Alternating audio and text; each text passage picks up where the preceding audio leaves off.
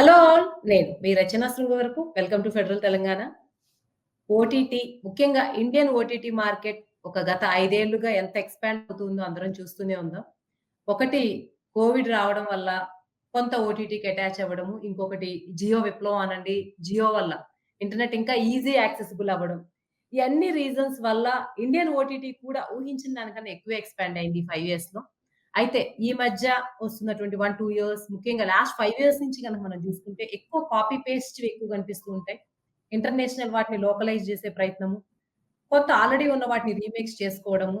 వీటితోనే కొంత సక్సెస్ సాధిస్తున్న చరిత్ర కూడా కనిపిస్తున్న క్రమంలో ఓటీటీ అంటేనే ఎక్కువ మంది ఒరిజినల్ కంటెంట్ కోసం చూస్తూ ఉంటారు. సో, ఇటువంటి కాపీ పేస్ట్ ఎరాతో ఇండియన్ ఓటీటీ మార్కెట్ ఎంతకాలం సర్వైవ్ అవ్వగలదు? ఇప్పుడు ఒరిజినల్ కంటెంట్ వచ్చే స్కోప్ నిజంగా ఇండియన్ ఓటీటీ నుంచి ఉందా? లేదా? అసలు ఈ ఓటీటీ ప్రపంచం ఇలాగే ఉంటే అసలు పోటీలో నిలబడగలదా? ఈ విషయాల గురించి మనతో మాట్లాడడానికి సూర్యప్రకాష్ జోషిలా గారున్నారు. సూర్యప్రకాష్ జోషిలా గారు మూవీ క్రిటిక్ అలాగే మూవీ స్క్రిప్ట్ కన్సల్టెంట్ కూడా. సూర్యప్రకాష్ గారు welcome to federal Telangana. Suryaprakash గారు చెప్పండి. మీరు ఒక విషయం ఒక రకంగా చూసుకుంటూ ఉంటే ఏదైతే విదేశాల్లో సినిమాలుంటాయో, హాలీవుడ్ సినిమాలు సక్సెస్ అవుతాయో, ఓటీటీ అనే గాదు, థియేటర్స్‌లో కూడా మనకి అవే కొంచెం లెస్ అండ్ డైల్యూటెడ్ వెర్షన్స్‌తో లోకల్ ఫ్లేవర్స్ యాడ్ చేసి మనకి సినిమాలుగా వస్తున్నాయి. అవునండి. సీరియల్స్ వస్తున్నాయి గదా! అలాంటప్పుడు ఈ ఓటీటీస్‌లో కూడా ఇదే రావడాన్ని ఎలా చూడొచ్చు? ఎప్పటినుంచో ఇదే నడుస్తుందనుకోవచ్చా? అంటే నిజానికి ప్రారంభంలో అంతే బానే ఉంటాయండి. కొంత దూరం వెళ్ళిపోయేటప్పటికి బోర్ కొట్టడం స్టార్ట్ అవుతుంది. అలాగే మనకిప్పుడు ఓటీటీలు కూడా ప్రారంభంలో బానే ఉన్నాయి. కా వాటిలిని రీమేక్‌లు చేస్తున్నారు. ఇంకోటి చేస్తున్నారు. ఫస్ట్‌లో కొన్ని ఒరిజినల్ కంటెంట్ తీసుకున్నారు. మెల్లిగా అలవాటు పడుతున్న దశలో ఇప్పుడు ఏం జరుగుతుందంటే ప్రతివాడు ఓటీటీకి అలవాటు పడి ఎక్కడెక్కడ ఇంటర్నేషనల్ కూడా ఇంగ్లీష్‌లోనే చూసేస్తున్నాడు. లేకపోతే కొరియా భాషలో ఉంటే సబ్‌టైటిల్‌తో చూసేస్తున్నాడు. మీరు పనిగట్టుకొని వాటిని మళ్ళీ తెలుగులో డబ్బింగ్ రీమేక్ చేసో, లేకపోతే ఇంకోటి చేస్తే ఇండియన్ భాషలో తీసుకొస్తే మన 'ప్రియాంక చోప్రాది' 'సమంత' తోటి రీమేక్ చేశారిక్కడ. వర్కౌట్ కాలా అసల. అంటే అలాగా అంటే డైరెక్ట్ 'ప్రియాంక చోప్రాది' ఇక్కడ రిలీజ్ చేసినా అంతే రిజల్ట్ వచ్చేదేమో. ఎందుకంటే ఇక్కడ ఎవరు పట్టించుకోలేదు, చూడలేదు. దానికి 'సమంత' ఉంది కదా! అని చెప్పి మనం లోకలైజ్ చేసాం కదా! అనుకున్నా కూడా 'వరుణ్ ధావన్' ఉన్నాడు. అయినా సరే ఎవరు పట్టించుకోలేదు. కారణం ఏంట్రా అంటే ఆ కంటెంట్‌ని ఇక్కడ ఆల్రెడీ ఉన్న కంటెంట్‌ని ఇక్కడ మళ్ళీ రిపీటెడ్‌గా ఇక్కడేదో మన లోకల్ ఆర్టిస్టులతో చేసే రోజులు పోయాయి. ఆ మీరు కాపీ పేస్ట్ అనండి, లేకపోతే ఇంకోటనండి, రీమేక్ ట్రెండ్ అనండి ఏదైనా అది ఓటీటీలోకి వర్కౌట్ కాట్లా. ఇప్పుడు సినిమాలకే ఆ పరిస్థితొచ్చింది. సినిమాలు ఇప్పుడేంటంటే, సినిమాల పరిస్థితేంటి, ఎక్కడో ఇంతకుముందు చక్కగా మలయాళంలో సూపర్ హిట్ అయితే, మన ప్రొడ్యూసర్‌లందరూ వెంటనే ఆ శుక్రవారం నాడు చూసి, శనివారం నాడెళ్లి ఆ సినిమా ఏదో కొనుక్కు తెచ్చేసుకునేవారు. అసలు ఒక టైంలో అయితే చాలా మందికి తెలియని విషయం ఏంటంటే, తమిళనాడులో సినిమా రిలీజ్ అవుతుందంటే విజయ్‌ది గాని, ఇంకోళ్ళది గాని, మన వాళ్ళు మినిమమ్ ఒక 7, 8 నుంచి 10 మంది అక్కడికెళ్లి కూర్చునేవారండి ప్రొడ్యూసర్‌లు. అంటే ఆ సినిమాకి ఆ సినిమా షో కూడా అవ్వనిచ్చేవారు కాదు. ఇంటర్వల్ అయ్యేటప్పుడు హిట్టో ఫ్లాపో వీళ్ళకి అంచనా ఏసుకొని వెంటనే ఫోను చేసి ఆ ప్రొడ్యూసర్ తోటి వెంటనే మాట్లాడేసుకున్నారు. రైట్స్ రాయించేసుకొని, ఇక్కడ ఏ మహేష్ బాబుతోనో లేకపోతే ఇంకోళ్ళతో చేయాలని చెప్పి చేస్తారా లేదా తర్వాత సంగతి. మన దగ్గర రీమేక్ సూపర్ హిట్ రీమేక్ ఉంటే గనక దానికి ఇక్కడ హీరోలు చేస్తారని చెప్పి ఆశపడేవారు. ఆ ట్రెండ్ మొత్తం వెళ్ళిపోయింది. కారణం ఏంటంటే, ఇప్పుడు ఓటీటీలో వచ్చేసిన తర్వాత ఇంకోటొచ్చేసిన తర్వాత ఏంటంటే, ఓ భాషలో రిలీజ్ అయిన సినిమా అన్ని భాషల్లోనూ ఇప్పుడుంది. నిన్న రిలీజ్ అయిన సినిమా 'వార్ 2' గాని, మన 'కూలీ' గాని ఇవన్నీ అక్కడ రిలీజ్ అయిన రోజున ఇక్కడ కూడా రిలీజ్ అవుతున్నాయి. సేమ్ అదే పరిస్థితి ఓటీటీలో అక్కడ రిలీజ్ అయినప్పుడే ప్రపంచమంతా అవుతుంది కదా! మళ్ళీ పని కట్టుకొని మీరు వాటిని డబ్బింగ్ చేసో, రీమేక్ చేసో మళ్ళీ వాటిల్ని మనమే తోయాలనుకుంటాం మనం. పెద్ద ఉపయోగం లేదు. ఇంకోటేంటంటే ఎంత బోరొచ్చేసాయంటే చాలా మంది స్నేహితులు చెప్తున్నారు. మన సోషల్ మీడియాలో వింటున్నాం ఏంట్రా అంటే ఓటీటీలో కూడా ఓటీటీలో కంటెంట్‌ని కూడా చూడలేకపోతున్నాం. విసుగొచ్చేసింది. ఫస్ట్‌లో కొత్త ఒక వింత పాతక రోత అన్నట్టుగా ఆ! ఫస్ట్‌లో ప్రారంభంలో దాంట్లో ఏదో కంటెంట్ మనకు తెలియని ప్రపంచం ఏదో ఓటీటీలో ఉందనుకుని పాపం అందరం ఉత్సాహంగా నేను చూసాం, ఇంకోళ్ళు చూసాం, అందరం చూసాం.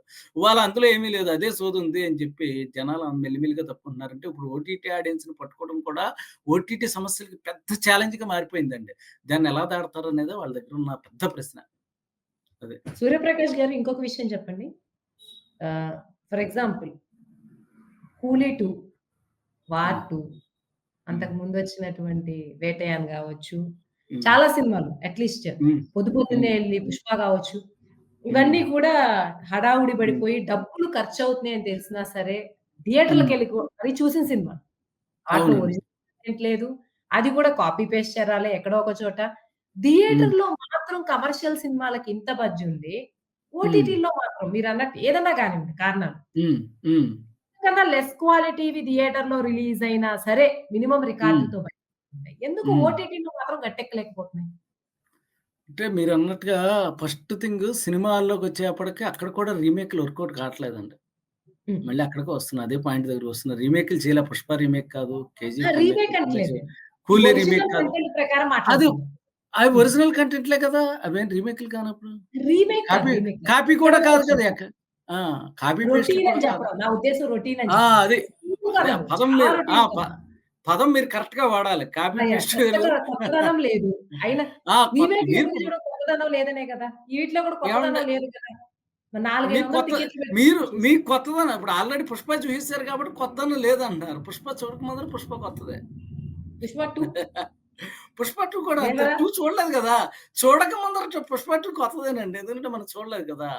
'దేవరా', 'దేవరా' గావచ్చు, ద 'వేటయాన్' గావచ్చు. ఇవి ఆఖరికి డబ్బుడు హ్మ్. సినిమాలు కూడా మనము ఈవెన్ ఇంకా హ్మ్. చెప్పాలంటే తమిళ్ డబ్డ్ సినిమా మనకి తెలుగు కాదు. ఏవండీ థియేటర్ ఎక్స్‌పీరియన్స్ నేను సరదాగా చెప్పినా, వాస్తవానికి హ్మ్. ఏంటంటే థియేటర్ ఎక్స్‌పీరియన్స్ అనేది చాలా చాలా గొప్పదే.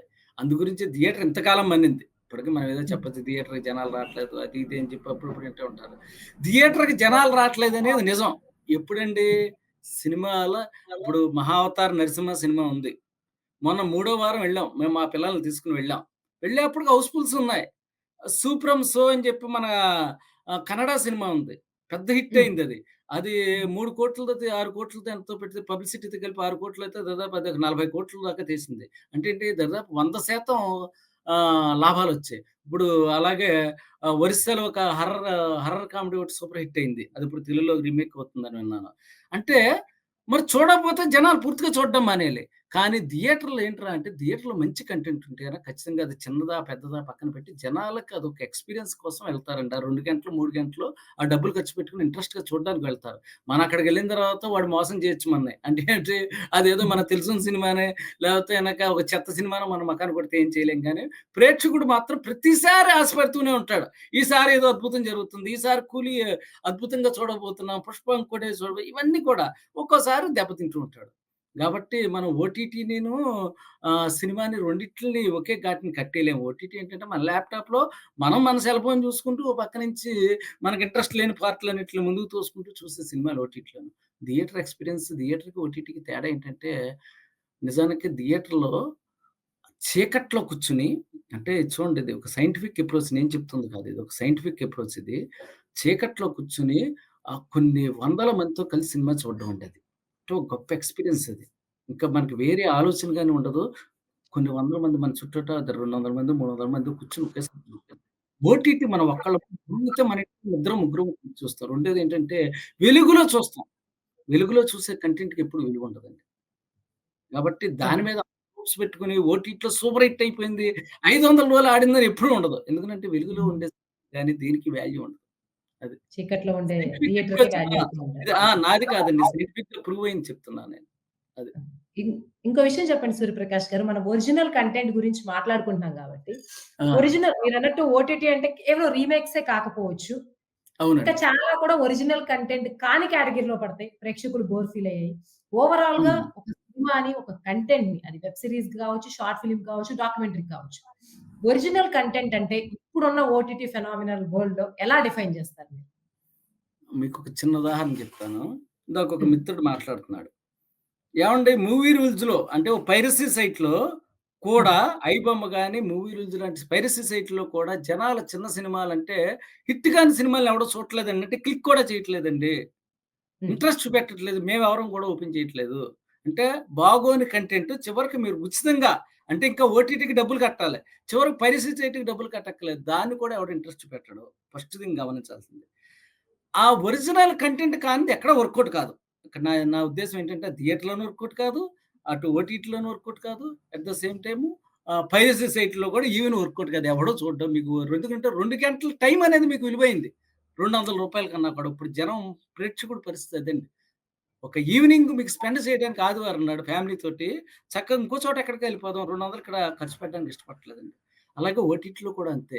మీకు ఒరిజినల్ కంటెంట్ ఇవ్వకపోతే గనక ఎవరు చూడడానికి ఇంట్రెస్ట్ పెట్టట్లేదు. కాబట్టి ఖచ్చితంగా మీరు రీమేక్‌లు, ఓటీటీలు ఖచ్చితంగా రీమేక్‌లు తగ్గించుకోవాలి. అట్ ద సేమ్ టైమ్ ఏంట్రా అంటే, ఇంకో చోట ఉన్న కంటెంట్‌ని ఇక్కడ మీకు మన నెత్తి మీద పోయడానికి ప్రయత్నం చేయకూడదు. రీసెంట్‌గా ఈటీవీ విన్నును నెక్స్ట్ జీటీవీలో అనుకుంటా. ఆహ్, పెద్ద గొడవ జరిగింది. ఇది కాపీ కంటెంట్ గురించి. నాకనిపించింది. అసల మామూలుగానే ఎవడో చూడట్లా. హ్మ్. ఇప్పుడు వాళ్ళు వీళ్ళు ఒకే కంటెంట్‌తో ఇద్దరు మీడియాలోకొచ్చారు. ఇద్దరు మాట్లాడారు. ఒకే కంటెంట్‌తో 2 సినిమాలు రిలీజ్ చేసి మాత్రం ఏం పావుకుంటారు? అదేమన్నా హ్మ్. సాధ్యమయ్యే పనేనా? ఒరిజినల్ కంటెంట్ రా అని చెప్పి మనం మాట్లాడుతున్న టైంలో అసలు ఇలాంటివి చాలా దారుణమైన విషయాలండి. అదండి. ఇంకొకటి రీమేక్స్ కానీ, సీజన్స్ ఓకే. ఎక్స్‌టెండ్ చేయడము. పార్ట్ 1, పార్ట్ 2 సినిమాలేమో పార్ట్ 1, పార్ట్ 2లు. సీరీస్‌లేమో 10 సీజన్స్, 15 సీజన్స్ అంటే ఏదైతే హాలీవుడ్‌లో నడుస్తా ఉందో అవి చాలా పాపులర్ సీరీస్‌కి ఇప్పటికి నడుస్తున్నాయి. 20, 25 సీజన్స్, 50 సీజన్స్ కూడా నడుస్తున్నాయి. ఇది ఎప్పటినుంచి మన ఇండియన్ ఓటీటీ మార్కెట్‌లో సేఫ్ ఆప్షన్‌గా మారాయి. 'ఫ్యామిలీ మ్యాన్' హిట్ అంటే అయింది. అట్లా ఆ! ఎప్పుడు అది నాన్ సేఫ్ అని సిగ్నల్స్ ఒస్తున్నాయి. ఆ ఇండికేషన్ ఎలా ఆ! చెప్తారు?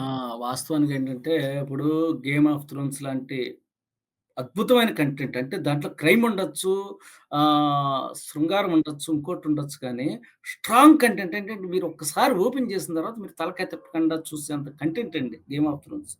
అవును. అలాంటి కంటెంట్ ఉంటే మీరు ఎన్ని సీజన్స్ తీయండి. జనాలు చూస్తూనే ఉంటారు చివరిదాకా. అలాంటి కంటెంట్ లేనప్పుడు రెండో సీజన్‌కే కొన్ని సినిమాలు ఇప్పుడు మనకి పార్ట్ 2 కొన్ని సినిమాలు పార్ట్ 2 వస్తాయో రావో తెలీదు. ఎందుకంటే పార్ట్ వాడు పాపం పెట్టుకుంటాడు. పార్ట్ 2లో కథంతా చెప్దామని చెప్పి పార్ట్ 2 దాచుకుంటాడు. కానీ అసలు పార్ట్ 2 తీయడానికి అవ్వదు. ఎందుకంటే పార్ట్ 1 ఆడదు కదా! అలాగా హ్మ్. అసలు ఒరిజినల్ ఉన్న సీరీస్‌కే జనం ఎవడో చూడట్లేదనుకోండి, వ్యూస్ రావట్లేదనుకోండి, వ్యూవర్‌షిప్ లేదనుకోండి, ఓటీటీలు కూడా కొన్ని ఆప్ చేసేస్తున్నాయండి. ఏంటి సీజన్ 2 దాకా వచ్చింది. లేకపోతే గనక 1తోని కొన్ని 2, 3లు ఉండి కూడా అవి చేయట్లేదండి. ఎందుకంటే జనాలు ఇదే చూడకపోతే గనక.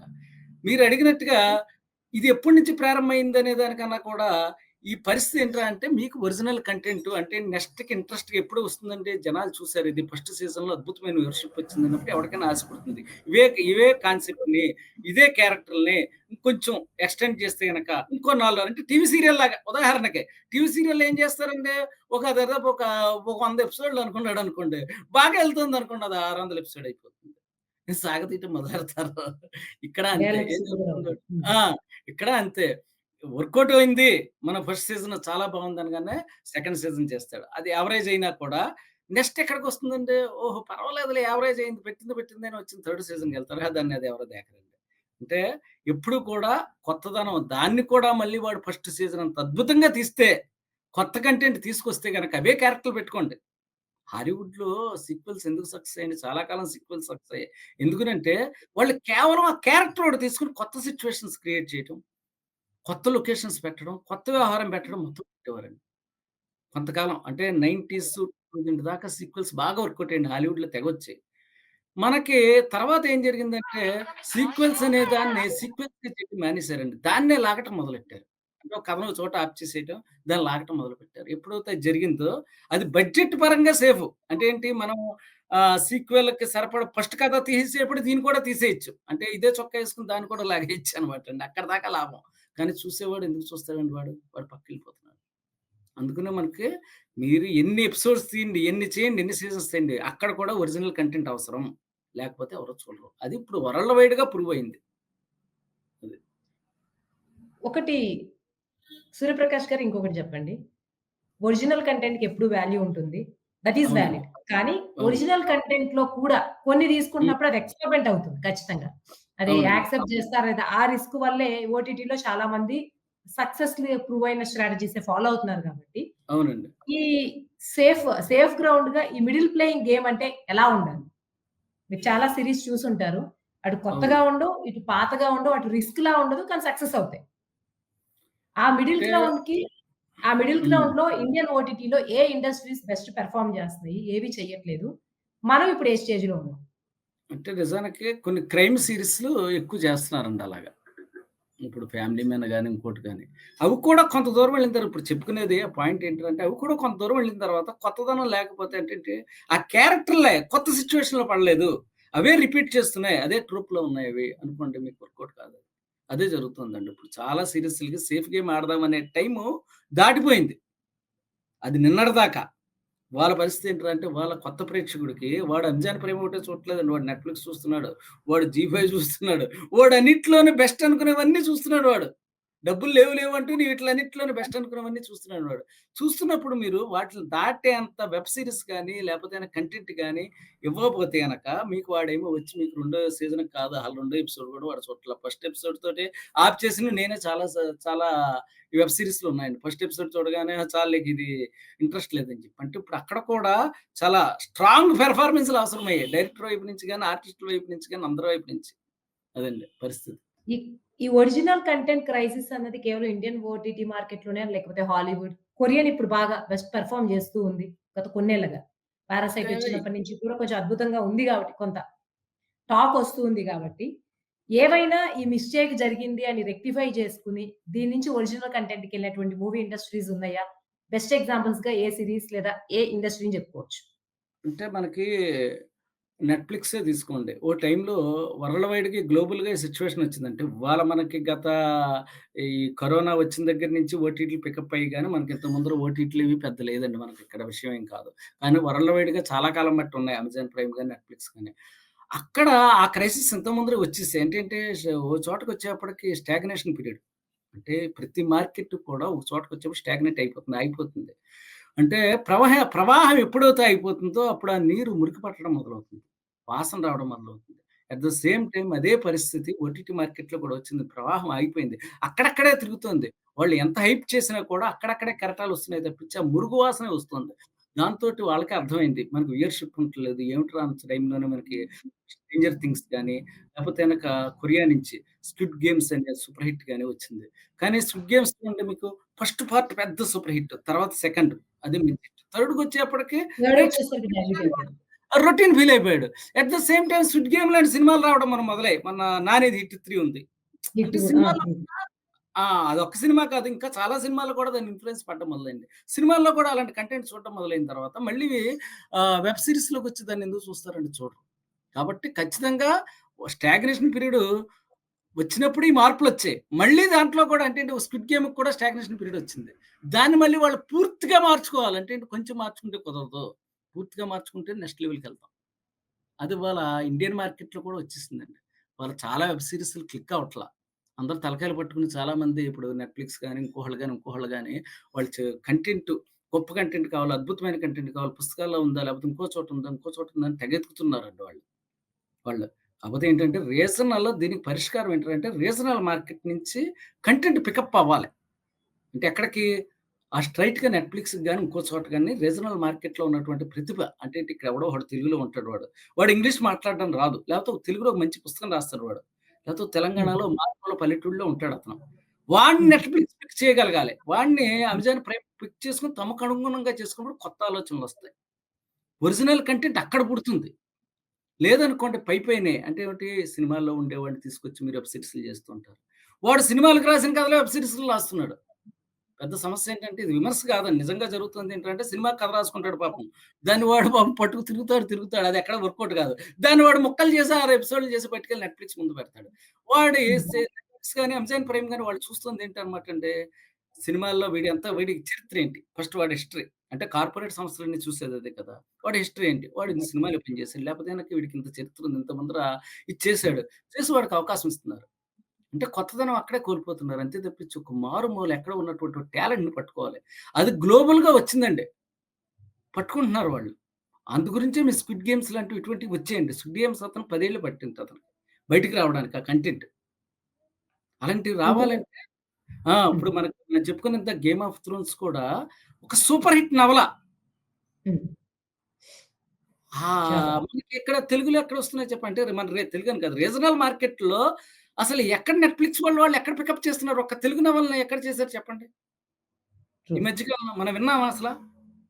హ్మ్. అది ఎప్పుడైతే కొన్ని చేస్తారు మనకమ్ముతారు వాళ్ళు. కానీ మన వస్తువులు కాదు. హ్మ్. అంటే మన వస్తువుని మనకమ్మినప్పుడు కరెక్ట్‌గా మనం కనెక్ట్ అవుతామండి. కనెక్టివిటీ తగ్గిపోతుంది వాళ్ళకి, మనకి. అది హ్మ్. చేయగలిగితే ఎందుకంటే లోకలైజ్ అవ్వాలి. ఇవి ఓటీటీ సూర్యప్రకాష్ గారు సంస్థ ఇంకొక విషయం చెప్పండి. హ్మ్. కంటెంట్ ప్రకారం చూసుకుంటే ఎంత హ్మ్. లోకల్‌వి చూసుకున్నా, ఎంత రీజనల్‌వి చూసుకున్నా, మహా అయితే కొత్త కథలంటే ఒక 2, 3 మహా అయితే ఓ 10 పుడతాయేమో.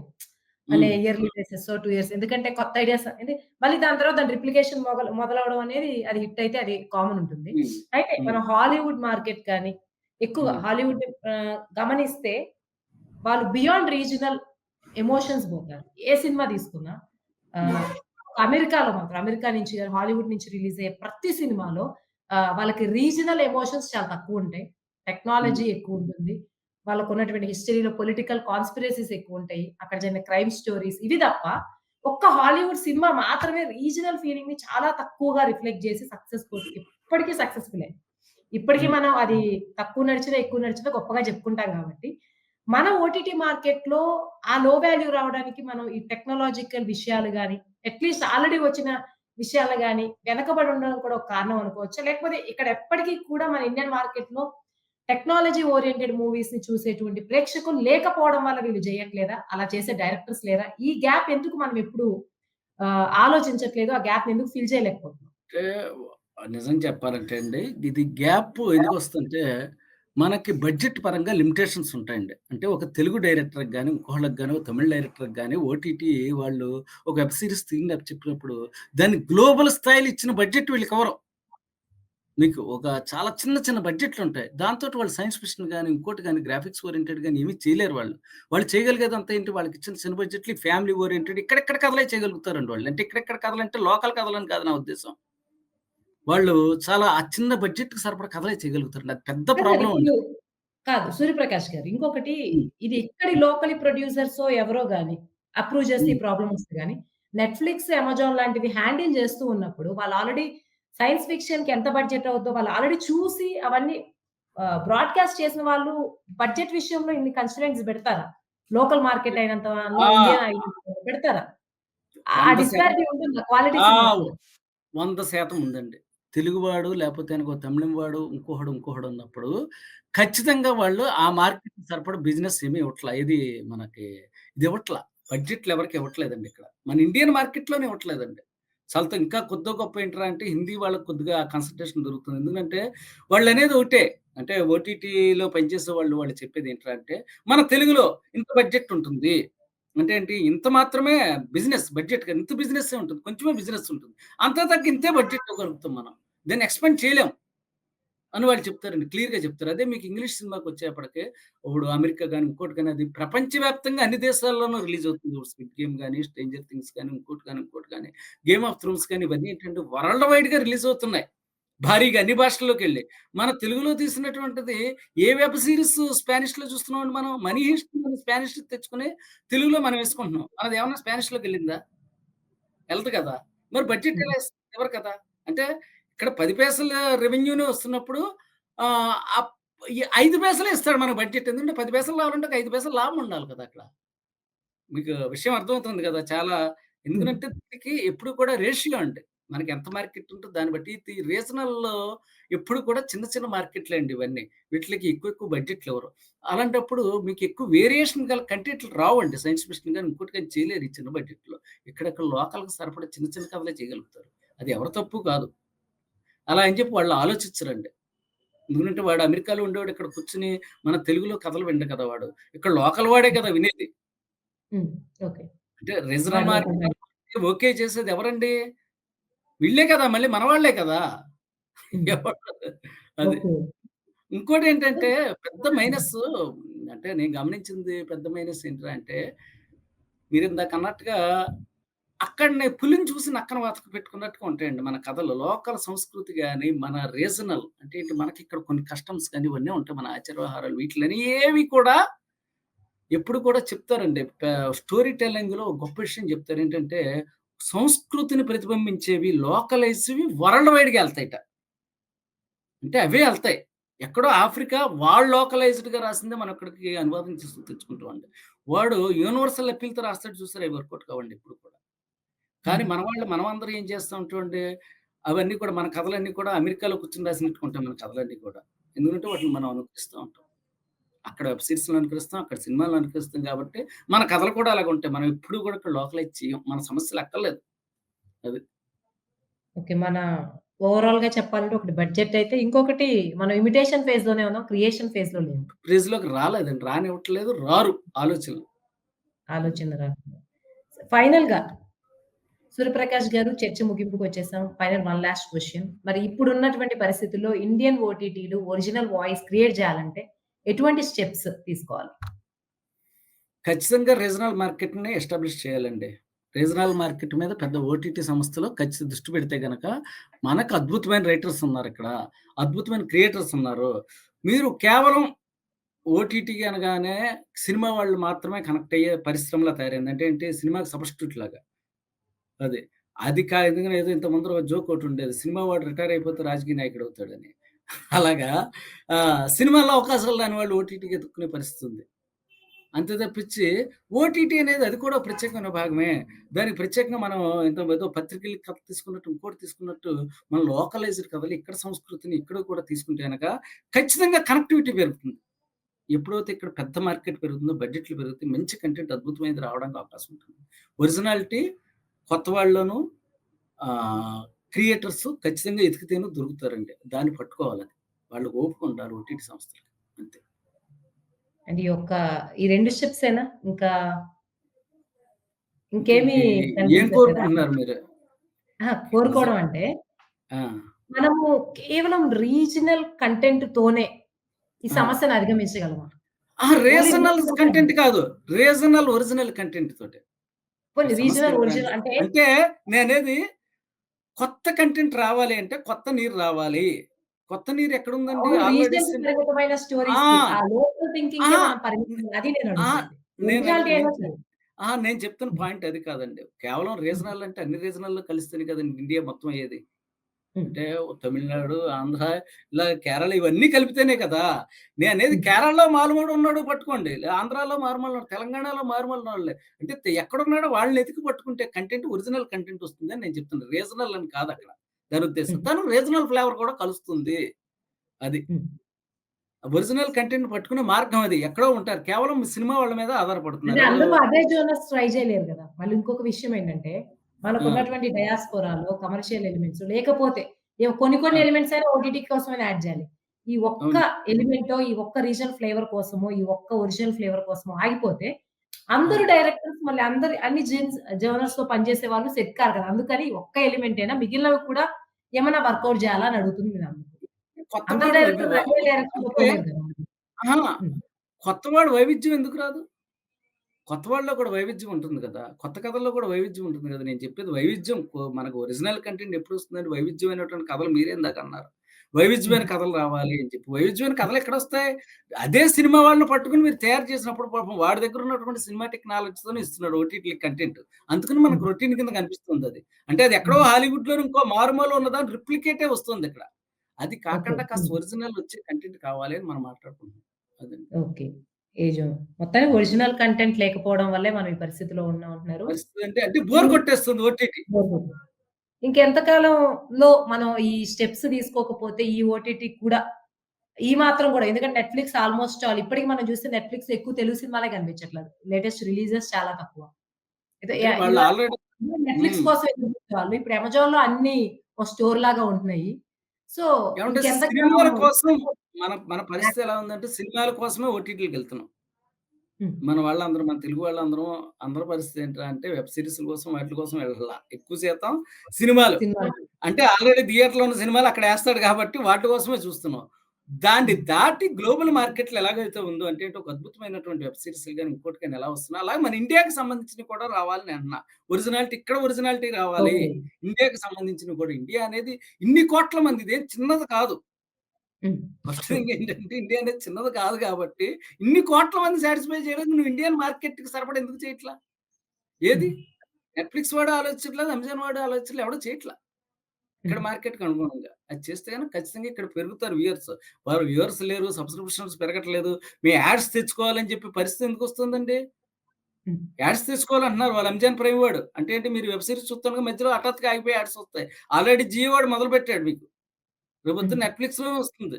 ఎందుకనొస్తుంది? ఎందుకంటే సబ్‌స్క్రైబర్స్ పెరగట్లా. వద్దు బాబోయ్! మీ సినిమాలు మేము థియేటర్‌లో చూస్తాం. లేకపోతే పైరసీ సైట్‌లో చూస్తాం. ఎందుకంటే మేము అంత రేట్లు భరించలేం. లేకపోతే ఇంకోటి దాన్ని దాటేంత కంటెంట్ లేదక్కడ. అంటే హ్మ్. మా ఇంట్లో మా ఫ్యామిలీ చూడాలంటే నెట్‌ఫ్లిక్స్‌లో ఏమున్నాయి? ఏం లేవు హ్మ్. కదా! అది ఎప్పుడైతే తప్పదు. ఇవ్వగలుగుతారో ఆ రోజున ఓటీటీ సంస్థలు వర్కౌట్ అవుతాయండి. మన ఇండియాలో. అది. ఓకే. థాంక్ యూ సూర్యప్రకాష్ గారు. ఓవరాల్‌గా ఓటీటీలో ఒరిజినల్ కంటెంట్ అన్నది లేకపోతే ఇంక ఎక్కువ కాలం ఇదే ఫేజ్‌లో రన్ అవ్వడం ఇంకా కష్టం. ఎందుకంటే పైరసీ సైట్స్ గూడా వచ్చాయి. మీరన్నట్టు మనం సినిమాల కోసం ఓటీటీలు చూస్తాం తప్ప సీరీస్ కోసం చూడము. చూడమండి. ఎక్కడో అంటే అంత ఎక్స్‌ట్రార్డినరీ సీరీస్ రావట్లేదు కాబట్టి ఫ్రాంక్లీ స్పీకింగ్.